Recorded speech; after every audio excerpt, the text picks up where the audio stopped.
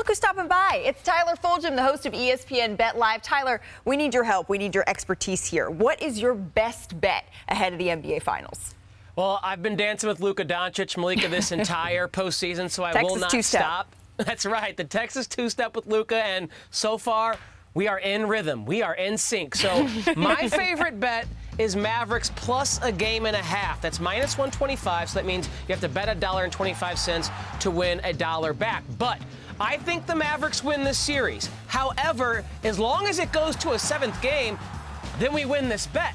I think they'll win it in 6, but if we get to a seventh game, we win this bet with Dallas plus a game and a half in the series. And there's another fun little long shot wager I like.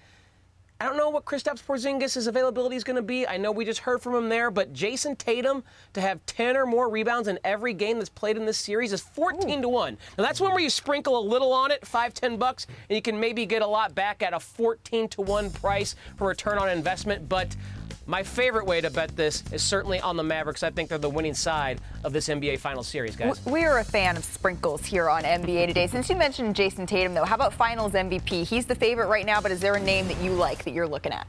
Well, yeah, I mean, Tatum is the deserved finals favorite, I should say, because his team is favored. But like I said, I like the Mavericks. And if the Mavericks are going to win this, we know there is one person and one person only who is driving the entire engine of that Mavericks offense, and that is Luka Doncic. I guess if Kyrie has like multiple 40-point games, he could steal the MVP. But what are the chances the Mavericks win this series? And it's not because Luka's averaging close to, if not a triple-double, 30, 10, and 10. He is going to be the reason why. So at 2 to 1, my favorite way to bet this series is Doncic to be the Finals MVP, because if you just bet the Mavericks, that's plus 180.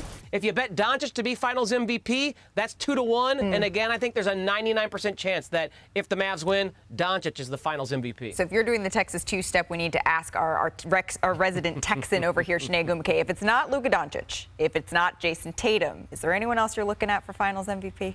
The guy who just won Eastern Conference Finals MVP and is showing his best self, Jaylen Brown. I think it's a real possibility because the Celtics were designed not necessarily for Jason Tatum to have to always be that guy, and they still got exactly where they needed to go because of that man right there. He was a terror for the Pacers. And a lot of the plays, you'll see, okay, the points per game, that was cool, but it was the nature of the shots. That shot that made me lose sleep and all of Indiana lose sleep as well. But more so, it was the defense that he applied. So it's the two-way nature of Jaylen Brown that has been a huge impact. But I think the Celtics overall, it's almost like we just want to win a championship. We don't care who gets the credit. All eyes will be on Jason Tatum, but if they win, that will quiet a lot of the noise. I like Kai for this one. I hope to see Kai do it, but I think Luka, I have Dallas. I think Dallas will win, and it's going to be Luka because he sets the table and makes all the plays. But the guy that's left off the top 75 off the USA team, who was traded from Boston, I would love to see him average 40 and get the finals. Yeah, that would be quite the full circle story if that were able to happen. Can I tell you a number, though, that caught our attention? Right now, a Celtics sweep. It has the same odds as the Mavs in 7. Both of those have the same odds. That's Tyler, crazy. What does that tell you? Yeah, I think this is just, it's not something I would bet, the Celtics to sweep at plus 750. If I'm going to take a plus 750 wager, what is more likely to happen? The Celtics to win 4 games in a row, or this to go deep 7 games and the Mavs win that 7th game in a tight one. So if I had to make one of these wagers, I would take every dollar that I would wager in this regard and put it on that 7-game Dallas winning 4-3 rather than a Celtics sweep. The Celtics ran through the East, and they played Miami without Jimmy Butler. Cleveland without Jarrett Allen and Donovan Mitchell missed time. Then the Pacers without Tyrese Haliburton in the final 2 games. They're finally going to face a full-forced, healthy team, and the best player on the planet is coming on the other side. So as far as these two prices, if you're going to bet one of these at plus 750, for me, one of them is wrong. That's Boston 4-0. One of them is right. That's Dallas 4-3. Can you imagine?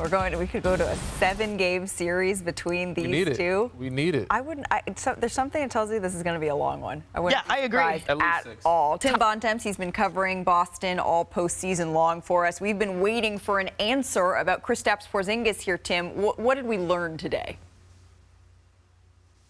Well, we learned, I think, Malika, that Kristaps Porzingis is a little unsure about how that right calf is going to feel when he gets out on the court for Game 1 on Thursday night. Porzingis has typically been somebody, Malika, who's pretty honest when he talks to the media. Last year when he got introduced here at the practice facility in Boston and was asked, are you going to be ready to be a big contributor in the playoffs? He admitted, I don't know because I haven't had a lot of playoff experience. And today, you saw both in that answer and earlier when he was asked, are you 100% right now, when he had a similar pause and said, I don't know, it's a good question.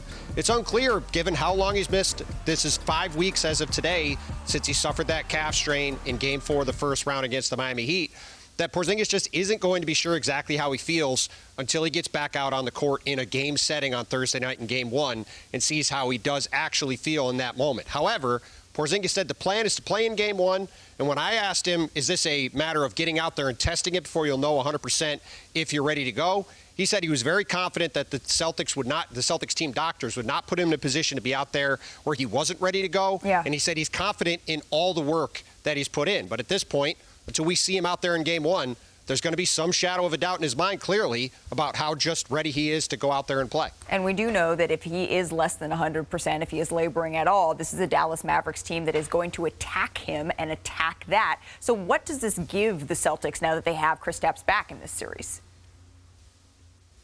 Well, his presence is going to be massive for the Celtics, Malika, on a couple of levels. The first is, when Boston traded for him a year ago, it was to give them an option beyond just going to isolation basketball in late-game playoff situations, something that this team has struggled in over the past couple of years. It's part of the reason why the Celtics haven't gotten over the hump and won that 18th title. Now, having Porzingis out there, being able to switch him onto smaller players, be able to take advantage of that in the post, that's something Boston is really going to rely on. The other thing it will help with, Malika, is their rim defense. The Celtics in these playoffs have struggled a lot at the rim at times. They struggled for the first 3 games in particular against the Indiana Pacers, who got to the rim and scored with ease. Having Kristaps Porzingis at 7'3" out there protecting the rim will be a huge thing for the Celtics in this series. So obviously, big for them to have his shooting element and his post element on offense, his rim defense at the other end. And now we just wait to see how many minutes he'll be able to go in Game 1 and if there is any kind of reaction to that calf 5 weeks after he hurt it against the Heat. Right. All in all, good news, though, that Kristaps Porzingis is expected to be available for this Game 1 for the Boston Celtics.